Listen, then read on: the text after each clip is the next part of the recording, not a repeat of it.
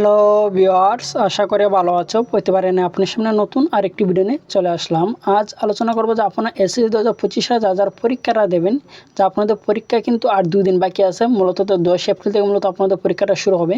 আজ কিন্তু আলোচনা করব যে আপনারা ওএমআর শিটটা কীভাবে পূরণ করবেন নির্ভুলভাবে, আজকে এই নিয়ে আলোচনা করব। তার জন্য ভিডিওটা সম্পূর্ণ দেখবেন, কোন স্কিপ করবেন না। তার আগে বলে নিয়ে আপনি যদি এই চ্যানেল নতুন হয়ে থাকেন তার আপনার সাথে রিকোয়েস্ট থাকবে যে এই ধরনের নিত্য নতুন অল এডুকেশনাল আপডেট সবার আগে পাওয়ার জন্য অবশ্যই চ্যানেলটি সাবস্ক্রাইব করে পাশে থাকবেন, কারণ আপনার লাইক আমাকে সাবস্ক্রাইবের কারণে কিন্তু আমরা নতুন আরেকটা ভিডিও তৈরি অনুপ্রেরণা সৃষ্টি করে। আপনার এসএসসি 2025 যারা পরীক্ষাটা দেবেন, যে আপনাদের ওএমআর শিটটা কীভাবে পূরণ করবেন আজকে নিয়ে আলোচনা করব।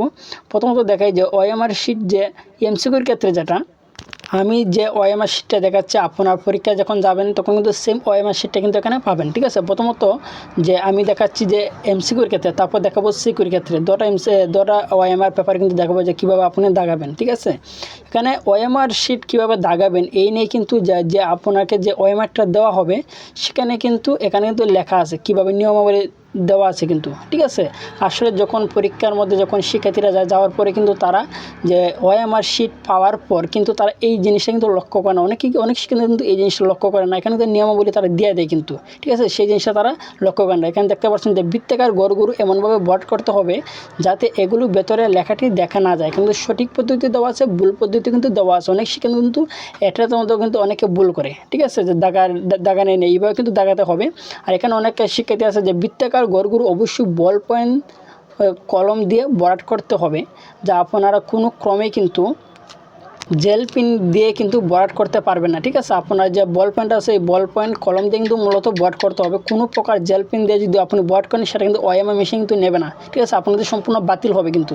যে উত্তরপত্রে কোনো অবাঞ্ছিত দাগ দেওয়া যাবে না এবং উত্তরপত্রতে কোনো অবস্থায় ভাঁজ করা যাবে না। পরিষ্কার পরিচ্ছন্ন এবং ভাঁজবিহীন উত্তরপত্র মেশিনে মূল্যায়নের জন্য অপরিহার্য। সেট কোড না লিখলে বিট্টবাদ না করলে উত্তরপত্র বাতিল হবে। ঠিক আছে, তারা কিন্তু এখানে দিয়ে দিচ্ছে নিয়মাবলীটা।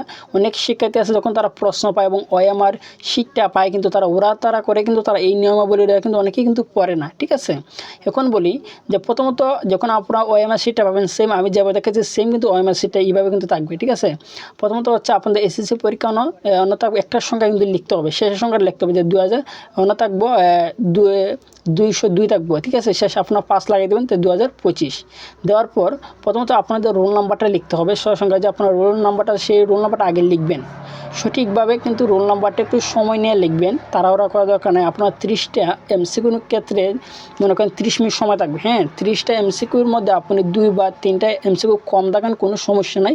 কিন্তু আপনাদের রোল নাম্বারটা, সেট কোডটা, রেজিস্ট্রেশন নাম্বারটা, বিষয় কোডটা, 4টা জিনিস কিন্তু খুব ভালোভাবে কিন্তু একটু সময় নিয়ে কিন্তু লিখতে হবে। ঠিক আছে, আপনি 30টা এমসিকিউর মধ্যে আপনার 25টা বা 26টা এমসিকিউ হয়ে গেলে তাহলে কিন্তু আপনাদের ভালো রেজাল্ট পাবেন বা প্লাস পাবেন।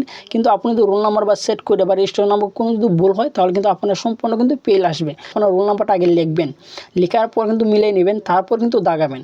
তারপর হচ্ছে সেট কোডটা কিন্তু মাস্ট বি ইম্পর্টেন্ট। যদি আপনি সেট কোড না লিখেন আর যদি আপনার 30টার মধ্যে 30টা এমসিকিউ হয় তারপর কিন্তু আপনাদের রেজাল্টে কিন্তু ফেল আসবে।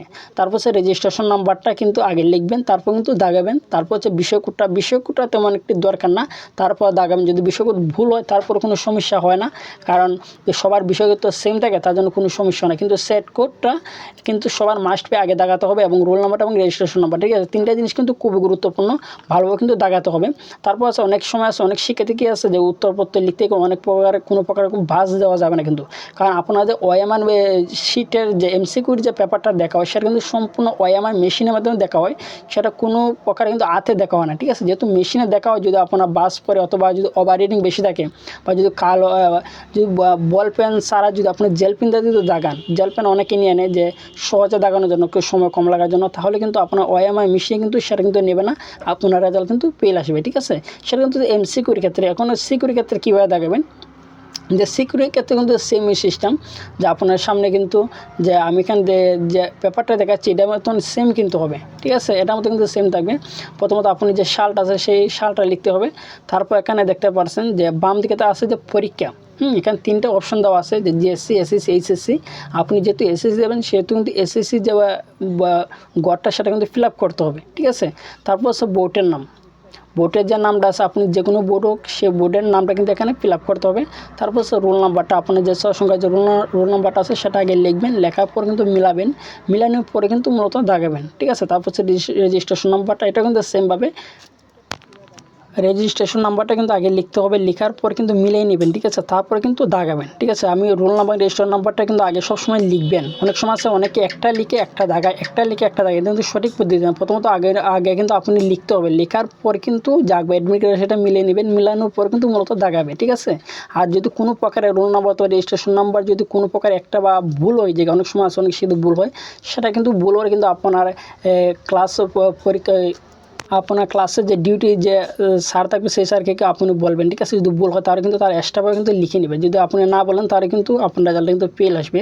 তারপর বিষয় কোডটা লিখবেন, এরপর হচ্ছে অতিরিক্ত খাতার ক্রমিক নম্বর, ঠিক আছে। আপনি যদি এক্সট্রা একটা পেপার নেন, সেই পেপার উপরে কিন্তু একটা নাম্বার আছে, সেই নাম্বারটা কিন্তু এখানে লিখতে হবে ডান দিকে, এবং একটা ঘর কিন্তু ফিল আপ করতে হবে, ঠিক আছে। আশা করি বুঝতে পারছেন যে আপনার এসএসসি 2025 যারা দেবেন যে ওএমআর শিটটা কীভাবে পূরণ করবেন এমসিকিউ এবং সিকিউর ক্ষেত্রে। তারপর যেন আপনি দেখেন অবশ্যই কমেন্ট করে জানাবেন। আর যদি ভিডিওটি ভালো লাগে থাকে অবশ্যই লাইক দিবেন। আর আপনি যদি এই চ্যানেল নতুন হয়ে থাকেন তার আপনার সাথে রিকোয়েস্ট থাকবে যে এই ধরনের নিত্য নতুন অল এডুকেশন আপডেট সবার আগে পাওয়ার জন্য অবশ্যই চ্যানেলটি সাবস্ক্রাইব করে পাশে থাকবেন। ধন্যবাদ, দেখা হবে অন্য কোনো ভিডিওতে।